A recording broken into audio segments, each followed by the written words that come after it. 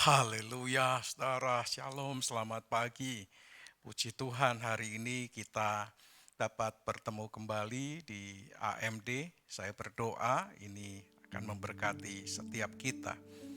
Kita sudah memasuki minggu-minggu liburan panjang, cuti bersama. Jadi kalau mungkin mulai hari ini, kalau saudara pergi ke arah Jawa Tengah melalui tol akan cukup padat. Tapi kita harus belajar bersabar karena menurut penghitungan pemerintah ada sekitar 100 juta lebih orang akan mudik. Bukan hanya ke Jawa Tengah tetapi juga ke berbagai tempat yang lain. Oleh karena itu bisa saja jalur-jalur destinasi saudara akan sangat padat. Apalagi tempat-tempat yang menjadi tempat-tempat wisata. Oleh karena itu bersabar, hati-hati, dan jangan kehilangan kewaspadaan. Perjalanan masih panjang, saudara ikuti saja apa yang menjadi kebijaksanaan pemerintah. Jangan lupa untuk cek mesin dan semua hal yang berkaitan dengan kendaraan saudara supaya sehat, supaya dapat sampai di tempat tujuan tanpa kekurangan suatu apapun juga. Puji Tuhan, demikian juga yang naik motor mungkin, yang akan pergi dengan kendaraan bermotor, hati-hati, waspada, jangan siksak, jangan ngebut, dan jangan lawan arah kalau tidak menjadi kebijaksanaan yang diputuskan. Karena itu sangat berbahaya, apalagi saudara membonceng istri, anak-anak saudara yang masih kecil. Jangan lupa kalau dia mengantuk juga harus waspada supaya safetyness itu, keselamatan itu diperhatikan dengan baik. Puji Tuhan, selamat menikmati perjalanan panjang, liburan dan sebagainya. Dan kiranya Tuhan mencukupkan. Nah, hari ini kita akan lanjutkan kembali firman yang kita sudah renungkan beberapa hari ini, dan saya berharap ini akan memberkati kita semuanya.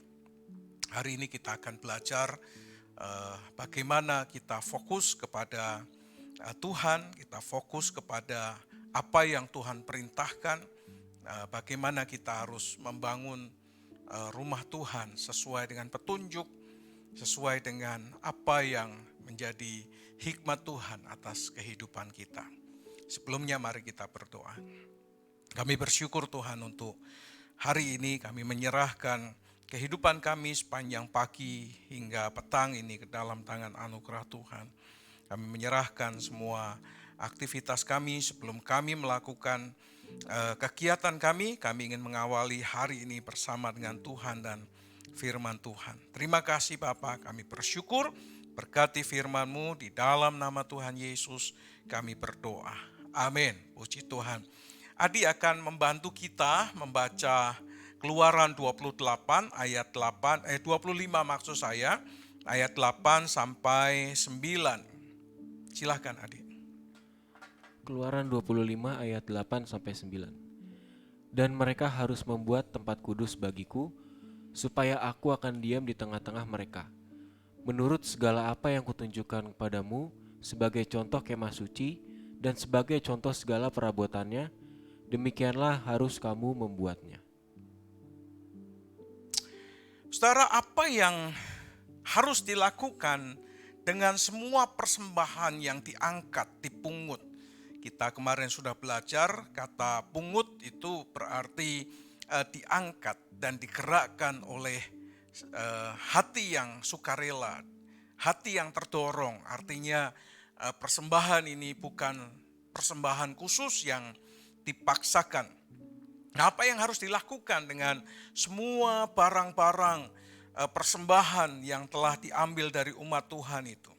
Saudara, Alkitab mengatakan kepada kita, barang-barang itu ternyata akan dipakai untuk membuat tempat kudus bagi Tuhan.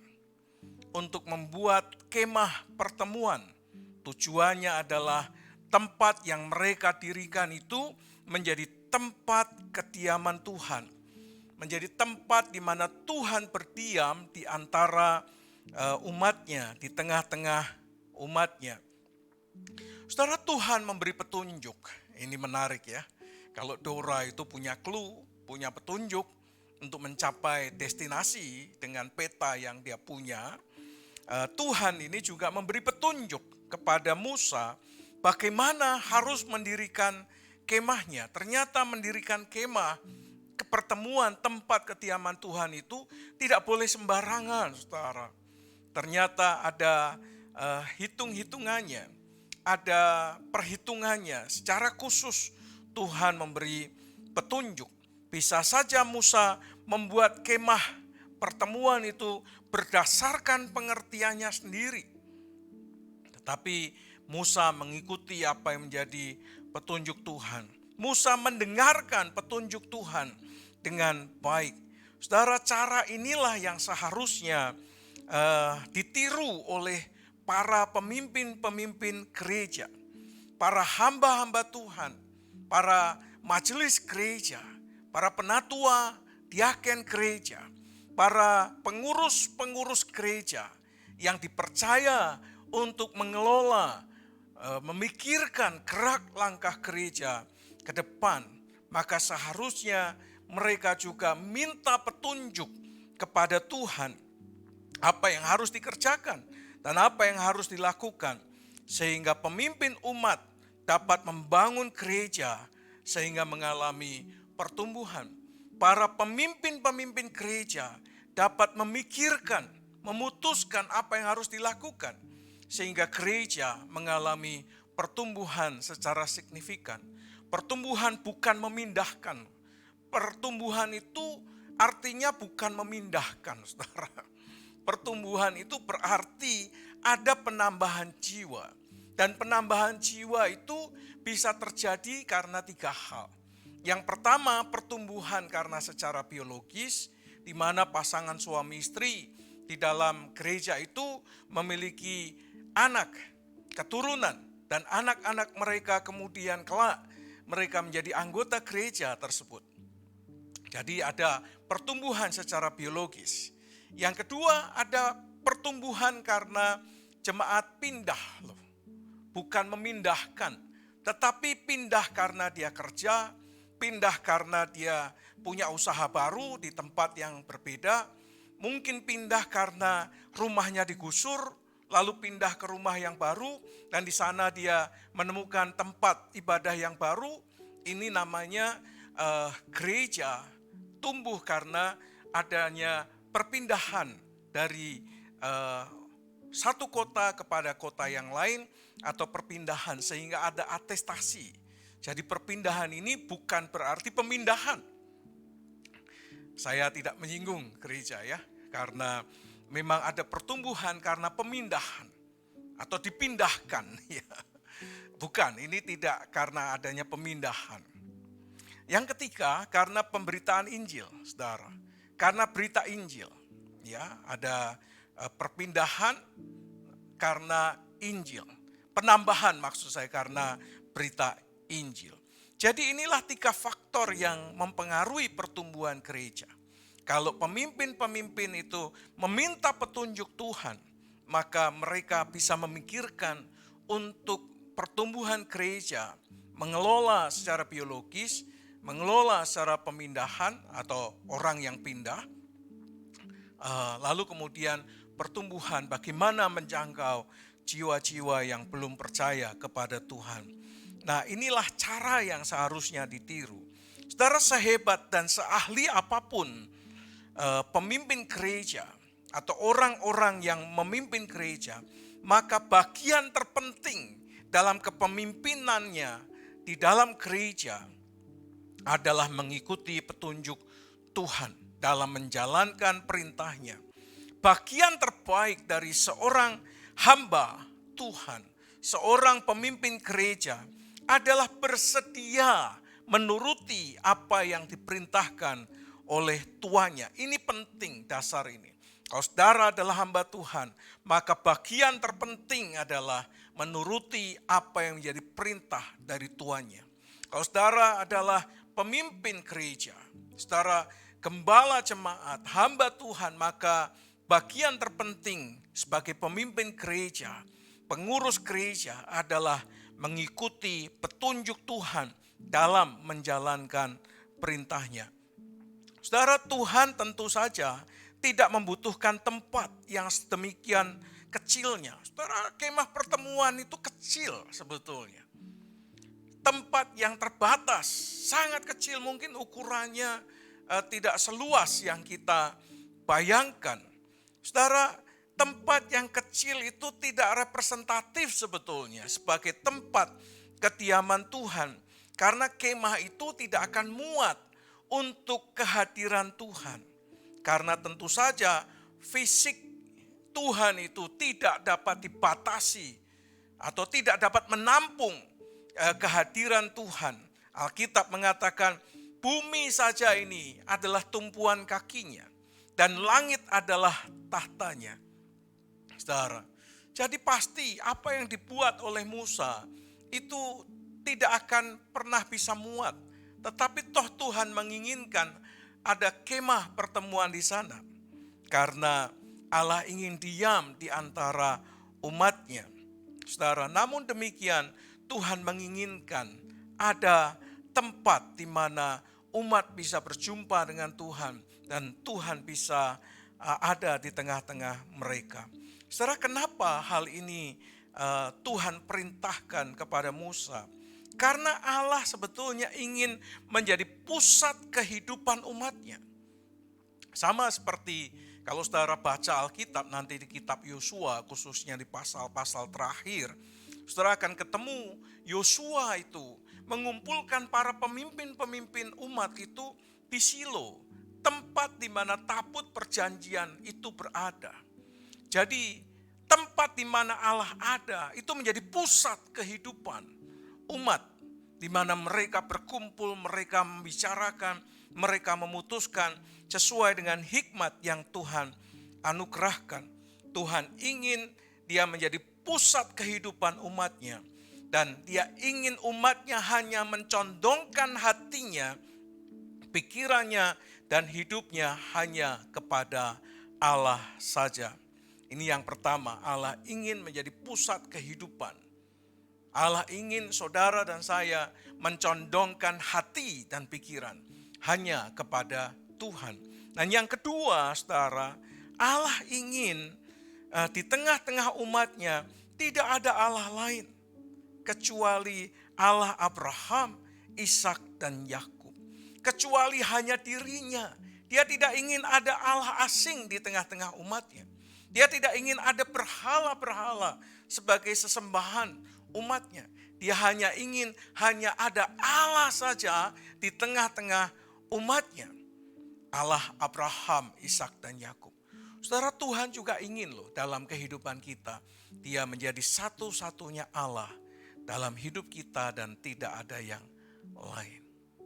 Saudara, Allah ingin hati kita hanya condong kepada Allah saja. Dia ingin menjadi pusat kehidupan dari setiap umatnya, termasuk saudara dan saya. Pusat bagi keluarga kita, pusat dari hidup kita.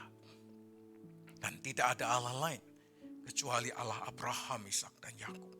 Yang hari ini kita kenal sebagai di dalam nama Yesus Kristus. Yang ketiga, yang terakhir, dengan adanya tempat kediaman Allah di tengah-tengah umatnya, maka umatnya akan menyadari sebetulnya ketika ada tabut perjanjian, ada kemah pertemuan, ada tiang awan, tiang api di atasnya, maka akan membuat umat Allah itu sadar dan menyadari bahwa Allah ada di tengah-tengah kita. Allah ada di antara kita. Lihat, ada awan kemuliaan di atas tabut perjanjian. Akan menyadarkan mereka, kita tidak sendiri loh. Ada Allah loh yang menyertai kita. Dan kalau Allah ada di tengah-tengah mereka, maka mereka menyadari bahwa Allah akan memelihara mereka, Allah akan melindungi mereka, Allah akan menyertai mereka, dan Allah akan memberkati mereka. Demikian juga ketika kita sadar bahwa Allah ada di tengah-tengah kita. Ketika kita sadar Allah ada di tengah-tengah kita, maka kita juga sadar bahwa Allah akan memelihara hidup kita. Allah akan melindungi kita. Allah akan memberkati kita. Dan Allah akan membuat kita dalam perlindungannya yang maha tinggi. Amin, saudara. Mari yang pertama kita belajar tentang mengikuti petunjuk Tuhan. Dan yang kedua, mari kita condongkan hati. Jadikan Allah sebagai pusat dari kehidupan kita. Maka Dia akan memelihara kita, melindungi kita, dan Dia akan memberkati kita. Amin. Amin. Tutup Alkitabmu, mari kita berdoa. Tuhan, kami bersyukur untuk hari ini. Terima kasih untuk rahmat-Mu, terima kasih untuk berkat-Mu. Kiranya hati kami senantiasa condong kepadamu Tuhan. Pikiran kami dan hidup kami hanya tertuju kepada Allah. Yang membuat kami sadar Allah ada di tengah-tengah kami. Dan tidak ada Allah lain dalam kehidupan kami. Kecuali Allah Abraham, Ishak dan Yakub. Yang kami kenal di dalam nama Tuhan Yesus Kristus. Kami bersyukur Tuhan. Karena kehadiran-Mu membuat kami diberkati. Kehadiran-Mu membuat kami terlindungi. Membuat kami ada di dalam anugerah Tuhan. Membuat kami senantiasa ada dalam penyertaan Tuhan yang sempurna. Terima kasih Bapa, kami bersyukur. Kau memberkati umat-Mu, memberkati rumah tangganya, memberkati usahanya, memberkati pekerjaannya, memberkati studinya. Supaya mereka diberkati dan berkelimpahan dan tidak berkekurangan. Terima kasih Bapa, kami menyerahkan semua perjalanan kami. Darat, laut, udara, kemanapun kami pergi, kami mohon penyertaan Tuhan yang sempurna. Di dalam nama Tuhan Yesus Kristus. Kiranya damai sejahtera dari Allah Bapa, cinta kasih sayang daripada Tuhan Yesus Kristus, persekutuan, pertolongan, pimpinan, dan kuasa Roh Kudus, menyertai saudara sekalian, dari sekarang sampai selama-lamanya, di dalam nama Tuhan Yesus Kristus. Amin. Puji Tuhan, saudara. Saya berdoa ini akan memberkati setiap kita. Selamat beraktivitas, selamat bekerja, selamat mempersiapkan perjalanan dan liburan, saudara. Selamat menikmati anugerah Tuhan. Happy Monday. You are blessed.